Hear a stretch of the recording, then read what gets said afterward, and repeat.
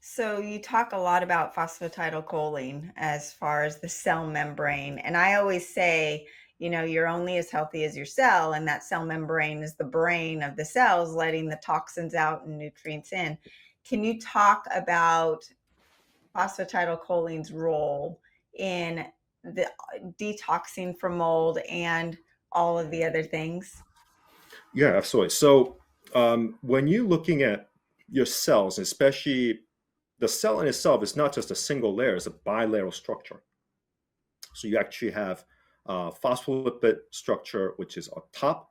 So there's phospholipid complex, which deals with phosphocholine, phosphoserine, phosphoinositol, and phosphoethanolamine. So these are four things that end up having to make the phospholipid complex. And then the inner lining of it is comprised of alpha linolenic and linoleic. So it's comprised of omega-6, omega-3, and a 4:1 ratio. Right? So everybody's like, omega-6 is bad. No, you need Right. omega-6. It actually provides a structural integrity as well as the stiffness in many cases to help with this entire thing. Um, Along with other things like stearic acid as well, oleic. So these are all other fatty acids getting involved.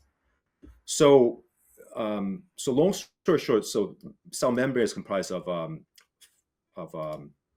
I got to get this straight. Sometimes it makes it a lot more difficult for people to understand. So let me just slow down my explanation. So cell membrane comprised of a mixture of fats related to cholesterol, could be sphingolipids, phospholipids I mentioned about, and then different embedded proteins.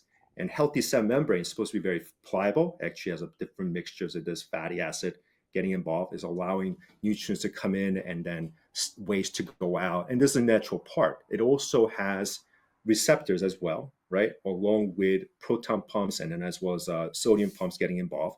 So these are all part of the entire thing. Unfortunately, in a unhealthy cell membrane, there is a fatty acid deficiency, and there's a low levels of sphingolipids because of the damage that goes on, and then there's also denatured omega-6 as well, right? And then this is an effect of the oxidative damage during the cell danger response issue. So if anyone out there not knowing what cell danger response is, it's basically a evolutionary metabolic changes that goes on within the mitochondria and the cell function to explain about a disease states as well as a healing matter. And this was a theory that was put out by Dr. Robert Navio. He's a MD PhD out of UC Davis. He was trying to really explain about the disease states of autism spectrum and why we need to look at this in a more metabolic ways to measure, but also ways to actually allowing proper ways for the mitochondria to revert back, and as well as navigating that through specifically to a healing mode. Because if you have an improper healing mechanism, this is where chronic disease end up having to occur. So this is a part that Dr. Robert Navio, and especially in his metabolic lab, was able to explain this through. But you could also, based on his theory, it actually really shows what's happening within the cells as well, right? So, for instance, like healing is really determined by the health of your cell membrane. Just as what you mentioned, this is exactly what I teach as well.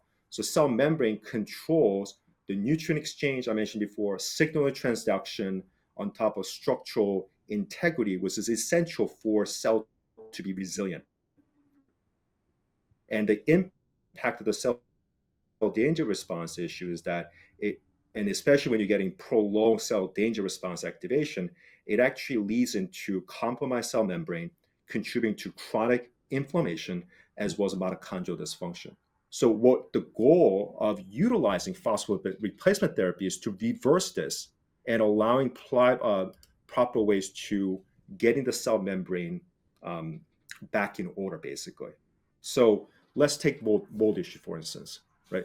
Under the cell danger response theory, when you are triggered by this particular toxin, the cells end up having to pump out phospholipids within the cells to lock things in. Why? It's not Mm. preventing other toxins from going out and then damaging it further.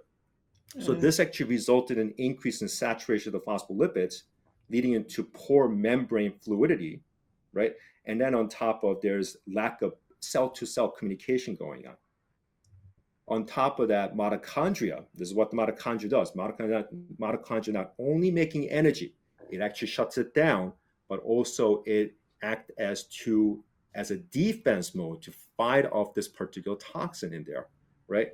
So there's a lot of things going on which can result in them causing mitochondrial dysfunction, right? Even methylation process is dictated by the mitochondria as well. But the early onset of cell danger response, especially innate immune response happening, the mitochondria shuts the methylation down. Why? It prevents further oxidative phosphorylation and damage that goes on within the cell. So there's able to retain the function of it and then allowing proper cells to function. So this is what the entirety of what the mitochondria are trying to do. Because when you are dealing with mold toxins, for instance, it actually increases oxidative stress and lipid peroxidation. Lipid peroxidation is basically reactive oxygen species attacking unsaturated fatty acid in the phospholipid bilateral structure, forming lipid peroxides, basically damaging that sense of it. And that in itself, and when you fail to maintain that damage and fixing it, leads into further degradation of ion exchanges, for instance, or signaling within the cells, and then also its barrier function also gets damaged as well. And the problem is environmental toxins, infections, and inflammatory signals further exacerbate this particular problem. And then when you are dealing with this also resulted in disrupting of membrane fluidity as well. I mentioned about how membrane is supposed to be fluid. It's not happening there. And it leads into further problem with mitochondrial dysfunction. And especially when you're talking about like cardiolipin, which is a unique phospholipid within the inner membrane, is much more susceptible to these different toxins, resulting in increasing reactive oxygen species forming. And then there's also pro-inflammatory issue as well, contributing to further lipid breakdown. I mentioned about how chronic issue dealing with insulin response, as was cortisol, leading into phospholipase or PLA2, which is an enzyme that degrades the cell membrane. It becomes a problem. And then as well as the membrane immune surveillance, which is a really fascinating thing where if there's a damaged section of the cell membrane, the cells end up having to turn that inside out to allow immune cells to recognize that damage and go after it. Mm. But this actually leads into further damage in the cell membrane because the immune system is like, wait a minute, I can't tell which is what, so let's go everything. So it's another problem at the same time, leading into also glycation is another problem, depletion of antioxidants, and then on top of endoplasmic reticulum stress, right? So there's an improper protein folding resulted in cellular expression being incorrect at the same time. So all these things becomes a problem. So the goal of utilizing phospholipid therapy, I call it the lipid membrane stability therapy, right? The goal is to restoring the actual cell membrane integrity and fluidity back so this way is able to properly function, able to help you detox correctly because you need to have a proper membrane function to detox. It's not about the binders here, right? You need to have a proper forming membrane to allow you to detox, and cellular function can actually occur. And this is where reestablishing the mitochondrial function is so important because you need to respect the role of the mitochondria, right? I'll give you a perfect example. Giving clients methylated B vitamins at an incorrect time can actually cause the problem to get worse. Mm-hmm. Because what do we talk about?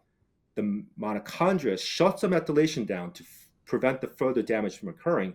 Now you're just basically turning it back on by giving methylated B vitamins.